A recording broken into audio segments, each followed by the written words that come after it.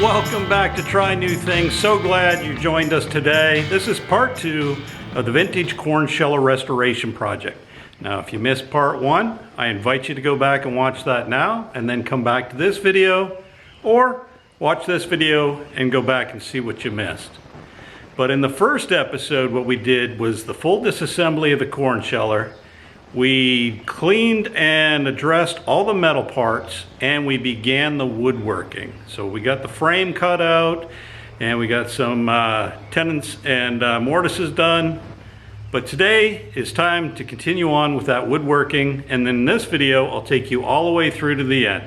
So stay tuned. So we're starting the day with a dry fit up of the frame pieces that we've got built so far. And I'm pretty pleased with how it's turning out. I still got some fine tuning to do there, and right here you can see I still got to carve the handles on the ends.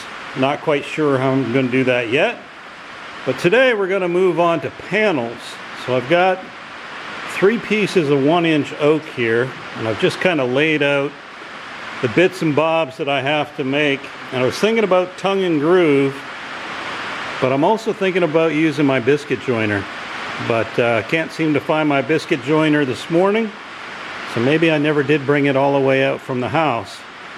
But what I'm going to do next is get this 1-inch down to the right thickness, which is pretty close, 0.9 inches. That was the original. So that's what we're going to do now, run this through the thickness planer and start squaring up our edges and get ready for either tongue and groove or biscuit joints.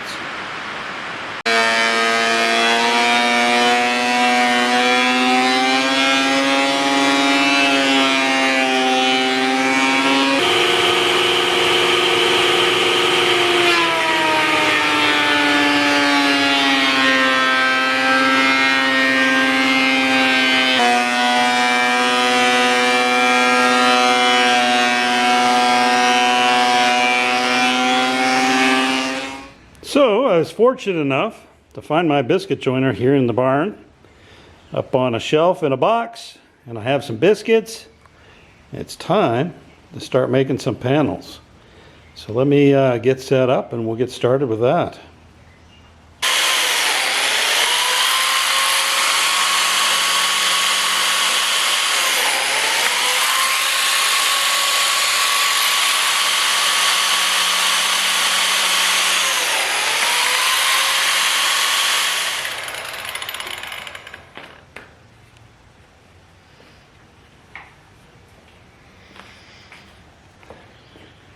So here's a look at the biscuit grooves. Now to do the other board, and we're ready for glue up. So with a nice uniform coating of glue, I'm going to insert the biscuits and we'll put these panels together.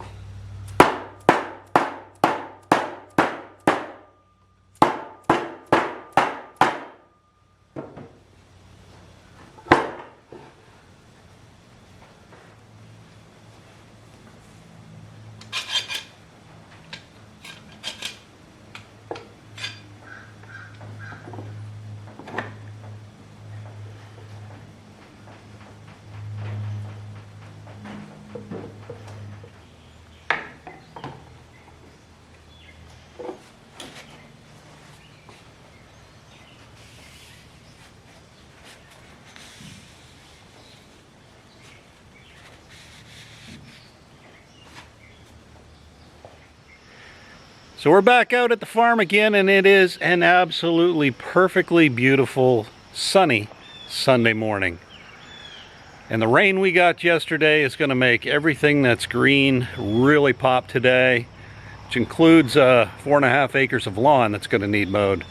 But let's go inside the barn and pick up where we left off on the corn sheller. So not a ton of progress since yesterday's update. We got 2 panels glued up. I'm embarrassed to say, but I'm going to say it. I didn't have enough long clamps to do any more panels. So we're going to get these all taken off here and set up the next round, get them glued up, and then we may go dig a few potatoes before it gets too hot. But you're not going to see that. You're going to see it when our panels are done. So we got some panels all done. I just got done scraping some of the excess glue off. But the first thing we're going to make are these bottom side panels. But anyway, I'm going to get started by cutting those to size, and then we'll move on to the other ones.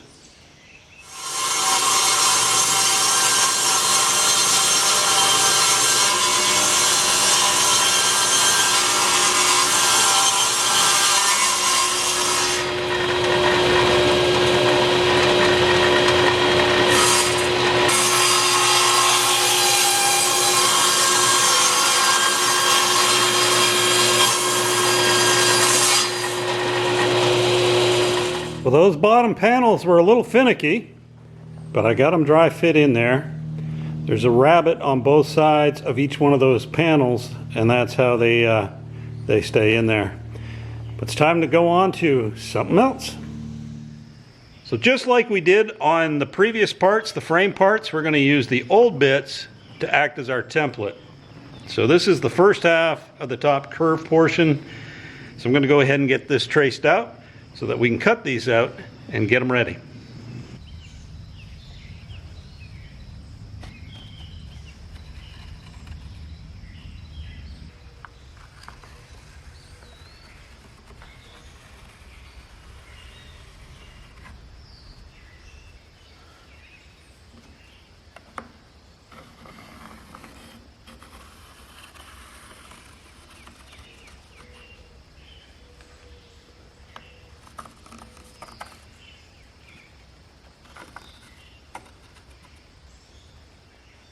Now this is where I should have paid a little bit more attention when I was taking it apart. I can see an area here that's been hogged out a 1/2 inch.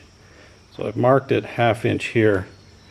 And I'm assuming there's an interior gear that would interfere with that. So I'm going to have to hog that out as well, I think. And then on this other side, very slight depression with another depression and an angled circle here, or chamfered.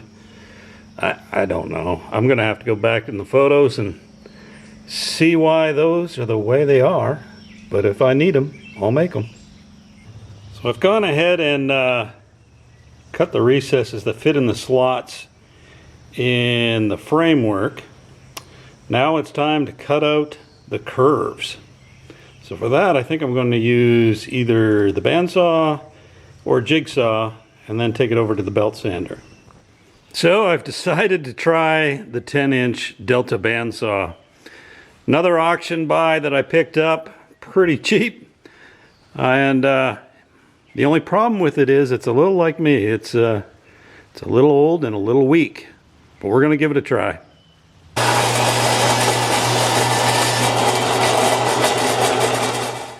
Well, that was a painful experience on the old Delta bandsaw. It does pretty good with thin softwoods, but on thick hardwoods, struggles mightily. So I still got a little ways to go to the line, and for that, we're going to drag the belt sander out of the corner. But note to future self, keep your eye out for another bandsaw. So we dug the old Kalamazoo belt sander out of the corner, and this is what we're going to use to finish off the outside of those curves. And then we may have to go to a drum sander on a drill to finish the little curl at the end.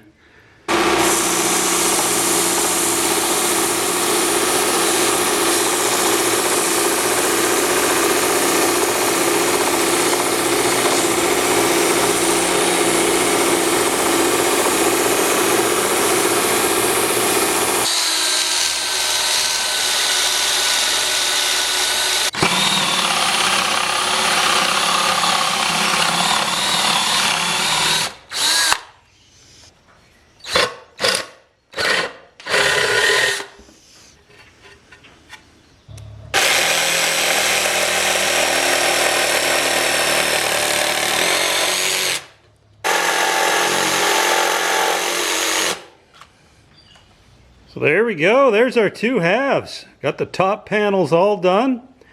So the next step is put it all together, dry fit, and do the top plate. So I've got what I've got done, all dry fit. And the clamps are on there because as soon as you move it around, the tenons come out of the mortises and gets all freaky.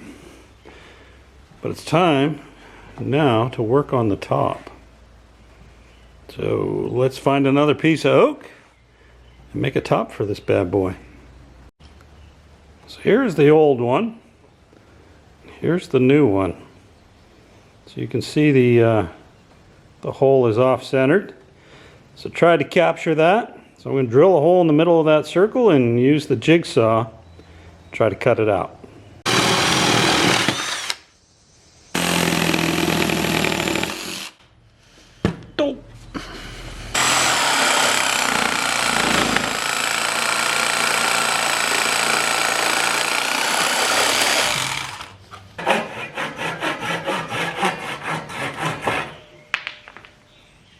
If I'm being completely honest, this top piece was a bear to get this to fit. First thing is, it's off-sided. The second thing is, that shape. So I actually had to use a hand file and taper the front inside lip of that to accommodate the angle.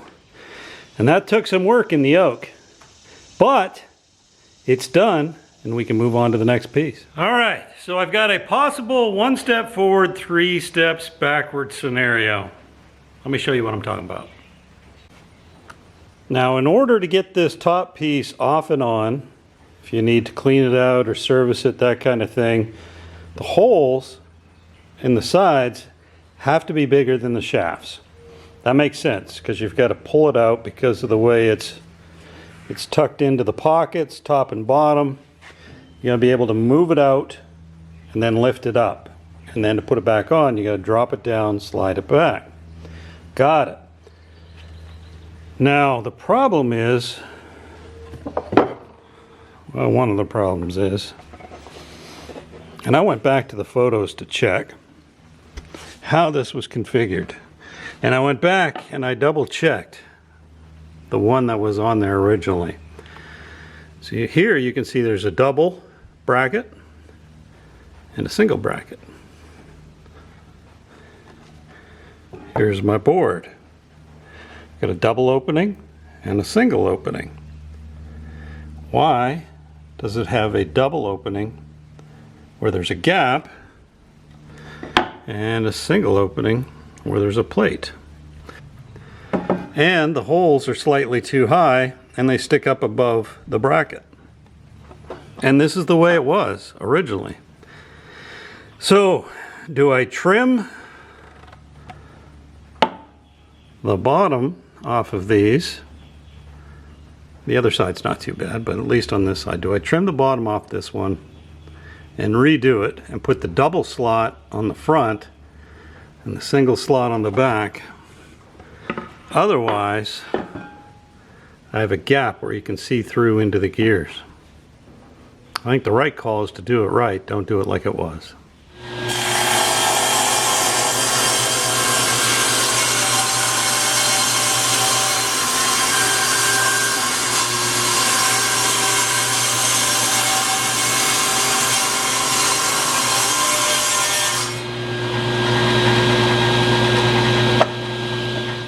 So here are the top panels. I trimmed the bottom off, glued on a couple strips, and it's half starting over. But anyway, I'd rather do it the way that makes me happy than just do it to get it done. So here I am all caught up from where I was a weekend ago, but this time, no gap. So I fixed it. And that was a lot of work to do that twice, but I'm glad that I did so far. It's time to keep moving on, and soon I'm going to have to carve those handles, and I have no idea how I'm going to do that yet. But we'll cross that bridge when we get to it. So today's chore is to get all the bits that are going to get painted ready for paint. So all of these have been sanded thoroughly, wetted to raise the grain, and sanded again. So here's the color I opted for. It's Gloss Colonial Red from Rust-Oleum. And it's kind of a deep red color, kind of similar to the barn, but a little darker. Hoping this goes well with the stained oak. But let's get this can opened up and stirred up and start painting.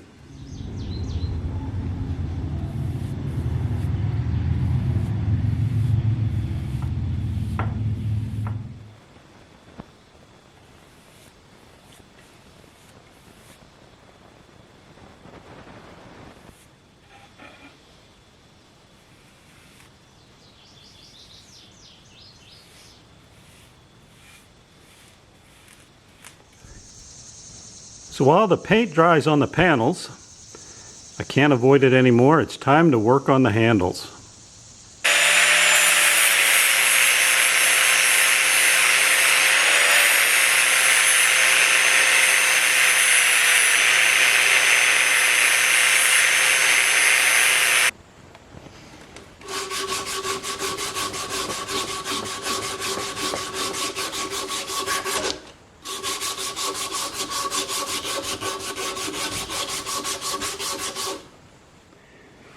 So all in all, I'm very pleased with the Colonial Red.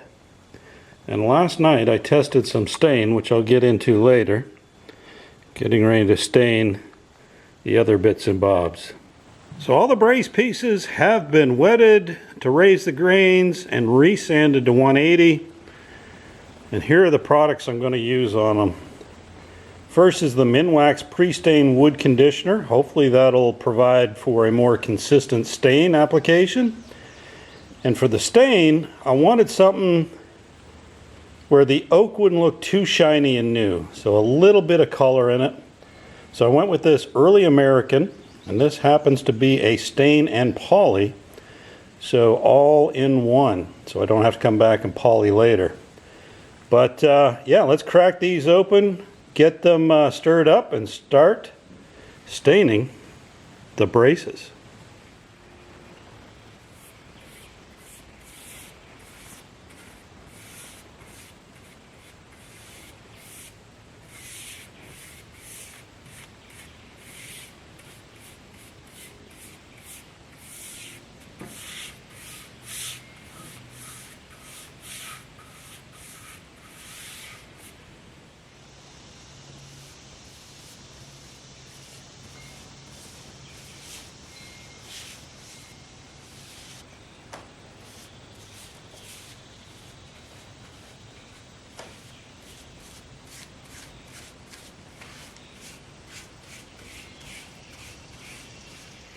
All right, everybody, we've reached a fairly exciting point in this project, at least from my perspective, because now we're actually ready for some reassembly. Not final assembly, but I've got to get a lot of it back together so that I can do some measurements for the metalwork I got to do.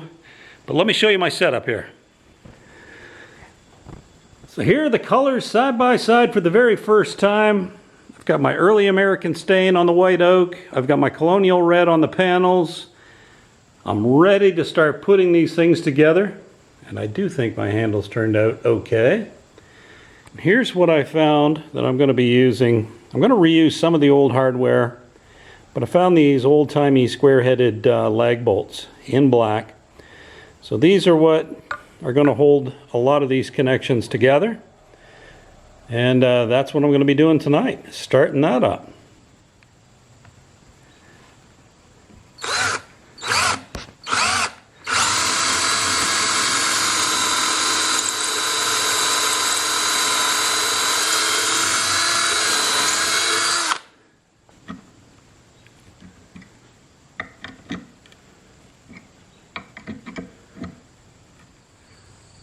So hopefully you can see it is coming together. Now I still got to take it apart at least one more time to do the chutes on the inside. I just laid those out, and then once those are done I can put it together hopefully for the final time.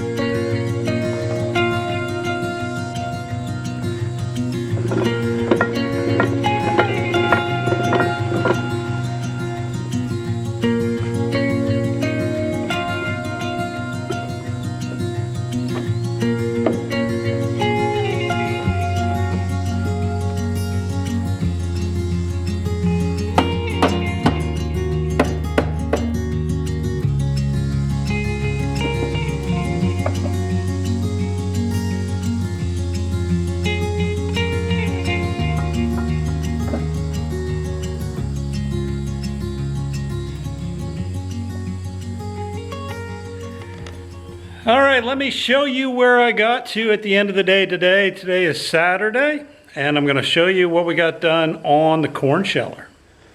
So here's what we got done so far today. We got the gears all in it.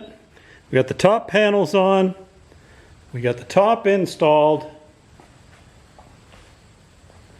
And I think it's looking mighty fine. Now tomorrow, I've got to go find a piece of metal to make a cover for here. I've still got to make a wooden handle for the flywheel. And I need a piece of metal for that fan box, if you remember, that goes on the bottom. And once that's done, we can figure out what size belt we need. But we're in the final stages now of putting this thing back together.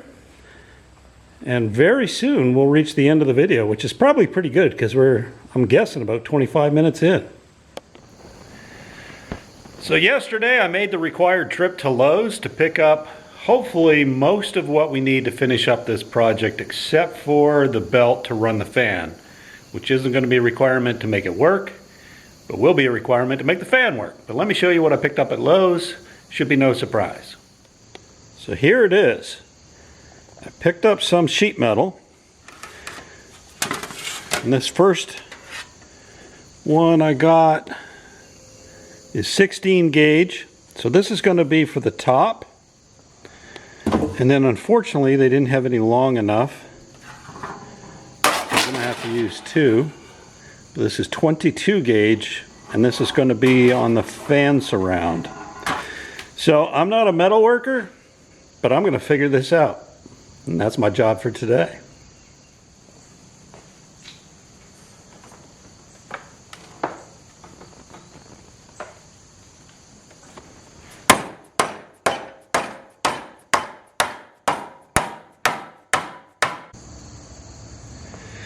So my loose plan is to start here at the top and make my way down around the curve, figuring out what size cutout I need down here for the cob ejector. Anyway, I like how that little bit turned out. If I can make the rest match up, we're good to go. If I ever mentioned why I like working with wood better than metal, there's a reason. We temporarily interrupt this program for a public service announcement. Make sure you always have a fully stocked first aid kit whenever you're working with tools. That way you can bandage yourself up and keep on going.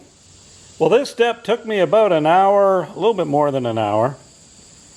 But I have the cover done and the hole cut out for the cob ejector and all the screw holes drilled in there. So anyway, I'm going to clean this up, prime it, and paint it, and then we'll get it on the corn sheller. So this little fella right here has been giving me a challenge today. This is the fan box that mounts to the bottom of the corn sheller, and what makes it tricky is you have to build it with the fan already on the inside.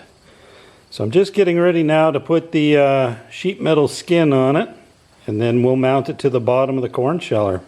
But yeah, this thing's been a little bit of a beast today. Alright, it is time for a quick update on the fan box. So I just got done finishing this up this morning, and it's time to install it onto the corn sheller, and that should be just about it. And we can wrap up this video.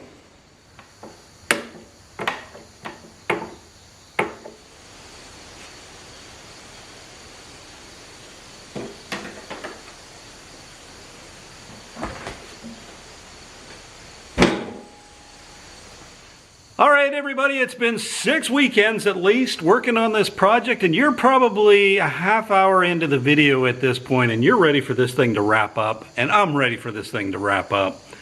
It's been a really fun project, it really has. I'm still missing the belt that goes from the pulley on the flywheel down to the little silk fan. I will get one someday. I'm going to keep looking for something that's going to fit there. But it should work just fine without it. Most of these didn't come with one, or they lost one somewhere along the way anyways. But you'll see it, it's on there, it's ready to go. But let me walk you around the corn sheller, and then we'll wrap up this video. Thanks for hanging in there. Yeah, so this has been a lengthy little restoration, or a complete rebuild, honestly. As you can see it here on the handle side. There's the new cover we fabricated for the front.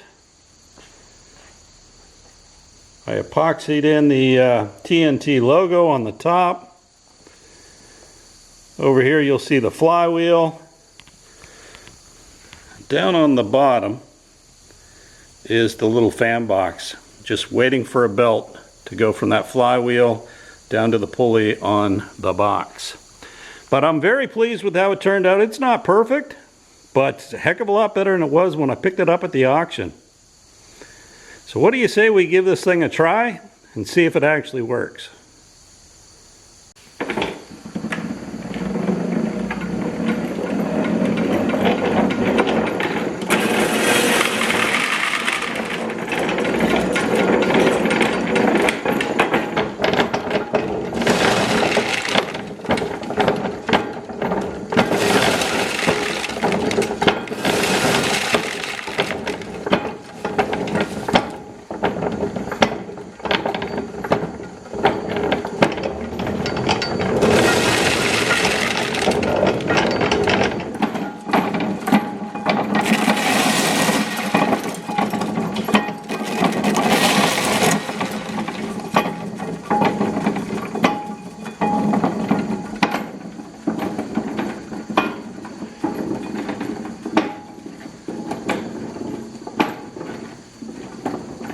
Well, I was so excited that the corn sheller actually worked and worked well that I forgot to film the outro out at the barn.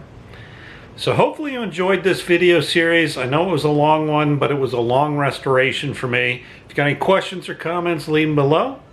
Please give me a like and subscribe after all that work, and we'll see you in the next video. Bye-bye.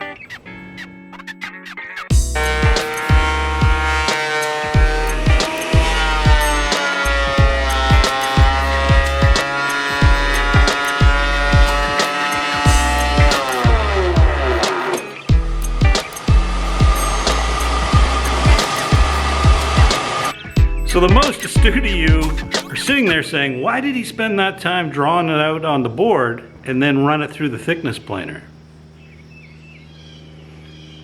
So right now, I'm going to draw it all out on the board again, and then we'll keep going. Mistake on my part.